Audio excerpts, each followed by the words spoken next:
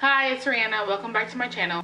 So I want to start off this vlog by giving you a little bit of a warning. If you are friends, family, or strangers who have stumbled upon this video and you don't want to hear me talk about trying to conceive and things like that, I would suggest that you just go ahead and exit. Just click that little X in the corner and maybe just check out one of my other videos that's not related to trying to conceive. And at this point, all of my other videos are not related to this, so you're safe to go anywhere else but here. Okay, with that warning out there, I'm going to talk freely now about where John and I are with trying to conceive.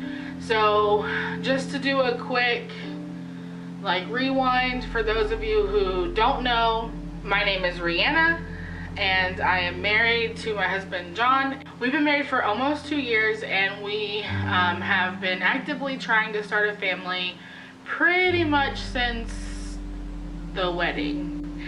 And if we're really being honest, it was probably before the wedding, just because I'm 34. I just turned 34 in July. And I was previously married, so I'm already aware of the fact that it was probably not going to be easy for me to get pregnant, and so I didn't want to waste any time. And over the course of John and I dating and then being engaged and getting married, he's known that, you know, I've always wanted to start a family immediately. I wanted to start trying to get pregnant right away. Because of our upbringing and our family, we did wait to officially start trying until after we were married. But yeah. So with that being said, I did want to start with, you know, trying to lose weight and getting myself and Jonathan into a healthier place to start, you know, trying to get pregnant. And that's not to say that I couldn't have a healthy pregnancy right now or anything like that. Plenty of, you know, overweight people can get pregnant and have healthy pregnancies and not have any problems. But I know that for me, when it comes to my fertility and you know, my women's health or whatever you want to call it, that my weight does play a part in it. And so I wanted to lose a little bit of weight and try to get myself in a healthier starting point. You know, last year I started and I've lost 65 pounds and Jonathan's lost 100. So I feel like we've you know, we've come a long way from where we were. And with, you know, my birthday passing just recently, I wanted to go ahead and look into the next step as far as just increasing my odds of fertility naturally. I don't have insurance and neither does Jonathan, so we can't do anything medically, no prescriptions or fertility drugs or anything like that. I'm not sure where I found out about it, but I found out about a supplement called soy isoflavins. I think that's what it's called. And I did some research on it and I found that for women who don't ovulate naturally, or maybe they have really long cycles or stuff like that, you can take soy isoflavin and it can help shorten your cycles, and it can also cause you to ovulate.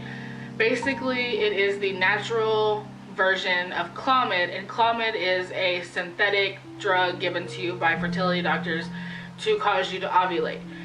So I went ahead and I ordered them from Amazon. This is them, soy isoflavins. They're just little capsule pills with a powder inside of them. They're not giant horse pills, which was nice. So one pill is 40 milligrams, and the recommended dosing, and then like I said, this is all without any doctor approval, doctor consideration. None of this was this is all from other women who have done this and have been successful in what they've done. So they say take between 80 and 200 milligrams a day to help with ovulation. So since I started taking these on Monday, and since it's my first round to do it, I'm taking 80. So I take 2 of these at night before I go to bed, with a little bit of food, and you take them for 5 days. And it's supposed to be at the beginning of your cycle. So like day 1 through 5, 2 through 6, 3 through 7. But they suggest that you don't take them too much later into your cycle than that, because the later into your cycle, the more mature your eggs are. But like after a certain point, it's not gonna help with anything. I don't know. You need to do your own research here, so I can't give you all the information. But I'm starting with the low dose, and I did start on day 1. Now my cycles are not regular. I have PCOS, and so my cycles can be anywhere from a normal cycle where it's like 28 to 30 days, to like 60 days and sometimes even longer.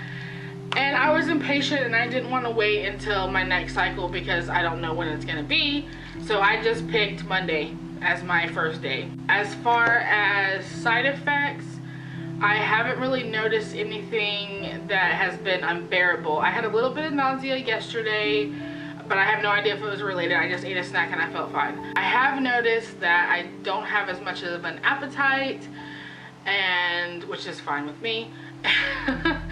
And then also I've started spotting, which apparently is normal. So so today will be day 3 when I take them tonight. So I have 3 more doses, including tonight, and then you don't take it again. And so that was one purchase from Amazon.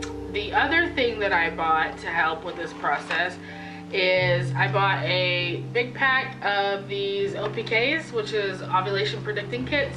This is testing 2 chemicals in your body, and so it's determining when you are at your peak fertility by your makeup. There's 20 testing strips in here, and you test with your first morning urine. If you have a 28-day cycle, which is normal, you would start testing on day 8.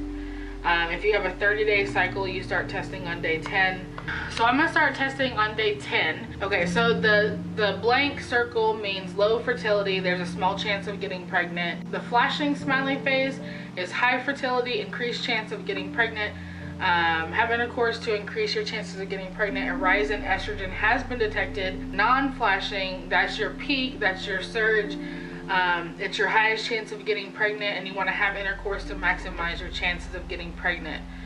Your surge has been detected, and today or tomorrow are your most fertile days.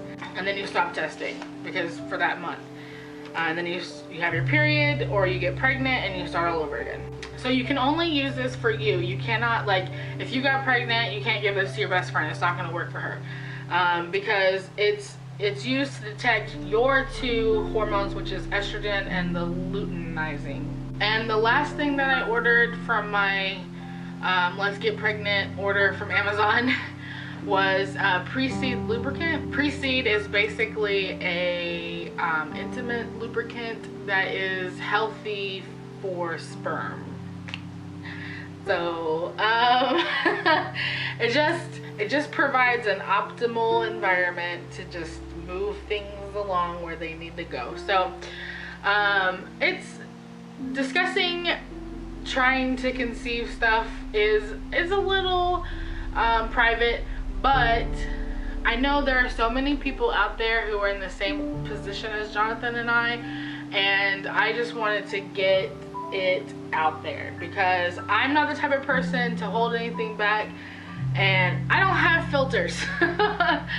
So if you're watching this and you have any questions or any comments or whatever, you can leave them down below, and I respond to everyone, unless you don't have anything nice to say, and then I'll just delete you. So John and I really want to, have a family, and I just know that no matter what, we're going to be parents.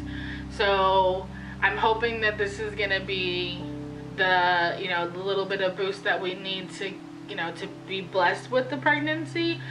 But I have peace knowing that God's gonna provide a family for us some way, shape, or form.